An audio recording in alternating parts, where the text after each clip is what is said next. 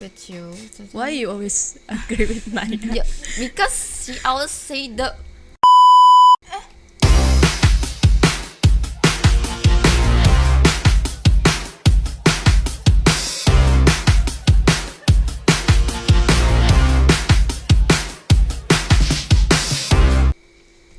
Hello peeps, welcome to our channel English Corner Podcast with me Ferdiana, and today we're talking about a greatest topic in the podcast with title Today Ministers of Education's A New Direction for Indonesian's Education.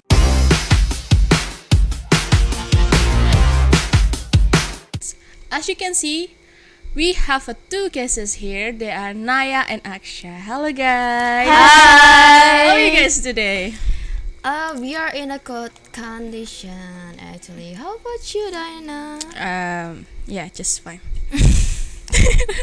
Okay, let's get started. Okay, as we know, on the 20th October yesterday, our country inaugurated a new president and vice president, namely Mr. Prabowo and Mr. Gripen. Congratulations, sir. Well, what caught my attention was the ministers of education was divided into three, right? Yes. It's a Ministry of Primary and Secondary Education, Ministry of Higher Education, Science and Technology, and the last is Ministry of Culture. About this news, guys, what do you know about these ministries? Okay, I will answer about this news just a little bit. Yes. I wanna give or share my opinion about this news. I think it's good that the ministries of education divided into three, right? I think each of ministries can focus on their goal and their job tasks. I think. I see. I will add something from these informations. From, as you know, there's divided into three, right? Yes. They have their own job desks. Like the Ministry of Primary and Secondary will handle the early education and learning program, and then the higher education one, they will especially advantages in research and students' career for the next generations, and then the last ones, the culture one. Yes. They will heritage our culture, become an education system that will be so good actually. Yes. Okay, by the way, do you guys know who the minister or the ministry is led by? Yeah, no. you know. But Yeah. can you mention it, Naia? Okay, I will mention it, guys. Yeah. The first Ministry of Primary and Secondary Education. Yeah. The minister is Mr. Abdul Muti, Yeah. and the deputy ministers. They have two deputy ministers. Oh. Yeah. The first is Mr. Fajar Riza Ulhaq, And and the second is Mr. Atip Ladipul Hayat. yes. Okay, and the second one, Ministry of Higher Education, Science and Technology. The minister is Mr. Satrio Sumantri Brojonegoro, and they also have two deputy ministers. Yeah, they also have. The first is Mr. Fauzan, and the second one, it's the trending topic in a few weeks. Yeah. Can you guess it, guys? Yeah, It's this Mrs. Stella Stella Christie. She was very popular. Yeah, Yes, everyone know her name. And the last week, she make her Instagram account. Yes. Yeah, The yeah. social media account. Okay, and I don't know who is the Ministry of Culture. You know. I know what the Ministry of Culture Yeah. is led by Falizon, and the right. vice is Kiring Ganesha. Oh, yes, yeah, we know it's yeah. Kiring Nichi. Yeah, No, stop, guys. It's not recording songs. Okay. Of the three parts of Ministry of Education, which do you guys think is more important in higher education? Who's the first? Okay, let's do rock paper scissors like. Okay. And then Okay. Okay, Naia. I will. What the question? I forgot. I'm The sorry. question is, of the three parts of the Minister of Education, Yes. Which do you think is more important in higher educations? I would say that all ministries is important, Yes. but I have the one important or very important in my opinion. What is it? What is it? It's Ministry of Higher Education, Science and Technology, because we are university student, right? Yes. So the reason is higher education requires specific resources, research programs, and partnership that directly focus on their goals, right? Plus, with rapid technology advances, this ministry will likely emphasize research, innovation, and preparing students like us for the global challenges in real world. Yes. Yeah, I totally agree with you that because in higher educations there have a lot of our needs, so they can say that there is a fit for higher education one. But Yes. however, for me that I will say that another ministry is important too, especially in ministries in primary and secondary one, because they have Oh, yes. strong foundation for students to bring them to enter in the higher educations one. So actually these two ministers collaborate each other like that. Yes, I think Yes, I think. they should collaborate. Yeah. Okay. Talking about educations, Yes. what are the main challenges in our education system for right now? What do you guys think? Right now, I will say that from right now, the challenge that we can see, there is a inequality and education quality, especially in facility. Yes. And you can see not all, but some school in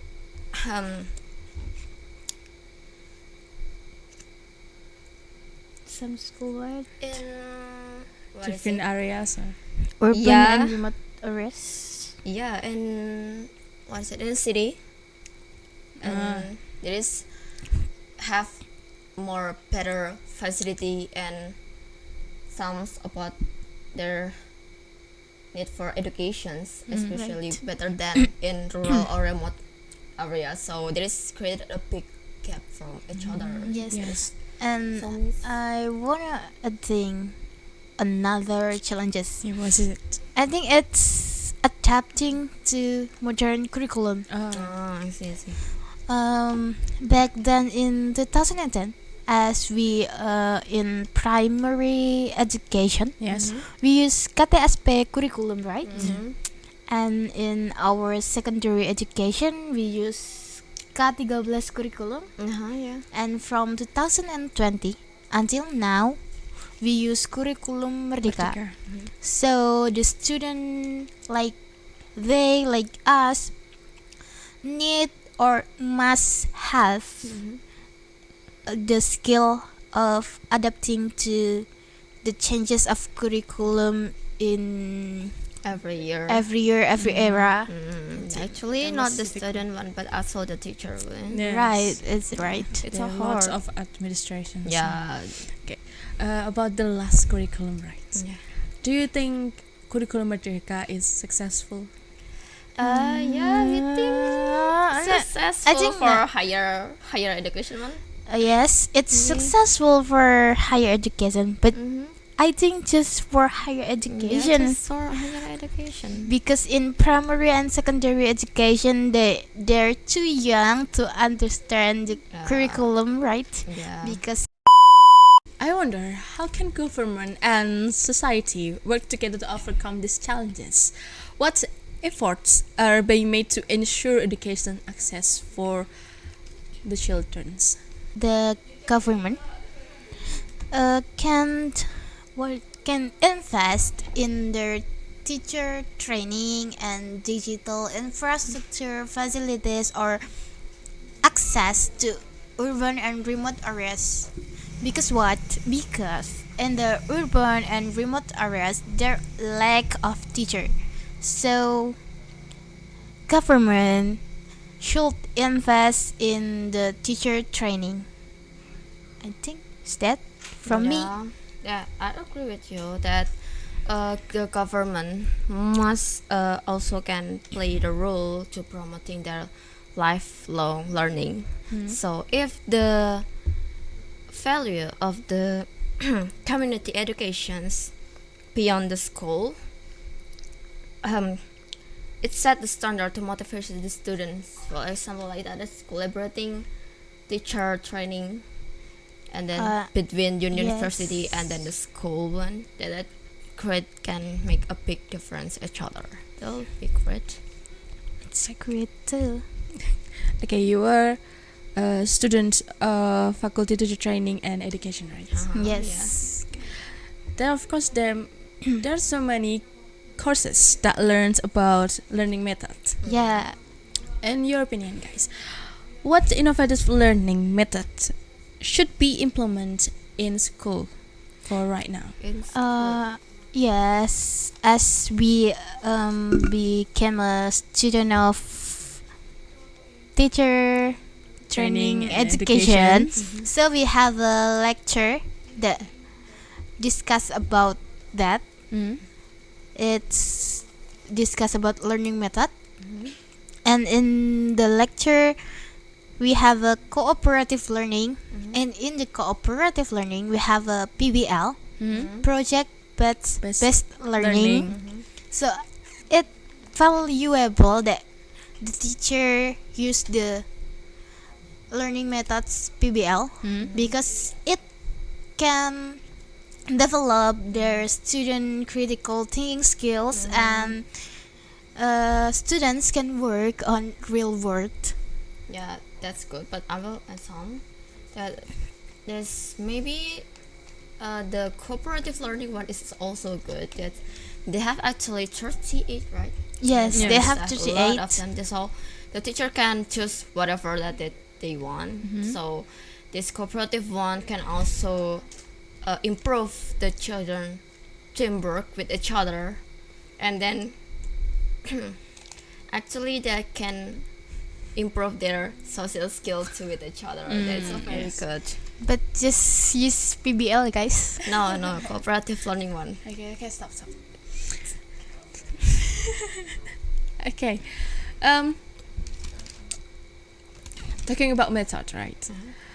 I wonder, a power role is it very necessary? How can parents contribute more effectively to the education process of their children? I think parents can set up a structured study environment at home and limit distractions like excessive screen time.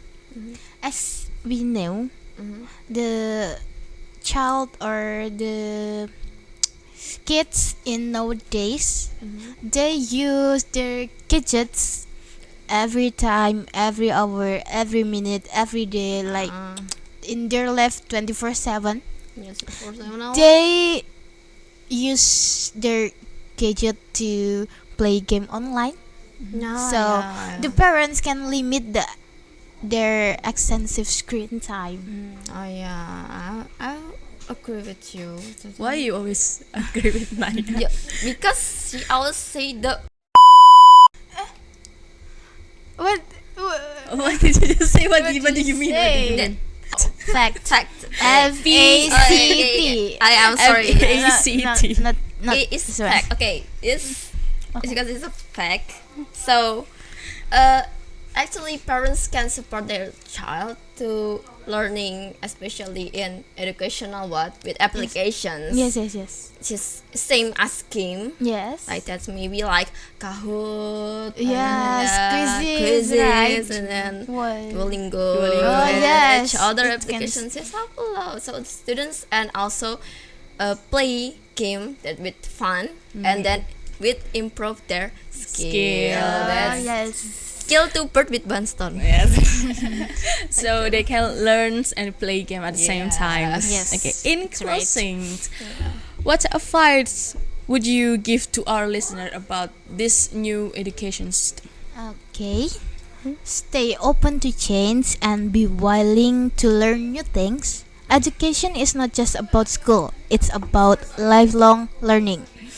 Keep exploring and developing skills, especially in areas you're passionate about it. Okay, and then don't be afraid to experiment with different learning method and seek research beyond what provided in school. So adaptability and curiosity are key that navigations and change in our education. Great, thank you Aghsya, thank you Naia. Okay, you're welcome, Diana. And thank you, listener, for tuning in. Until next time on English Corner, keep learning and stay curious. Bye bye. Bye.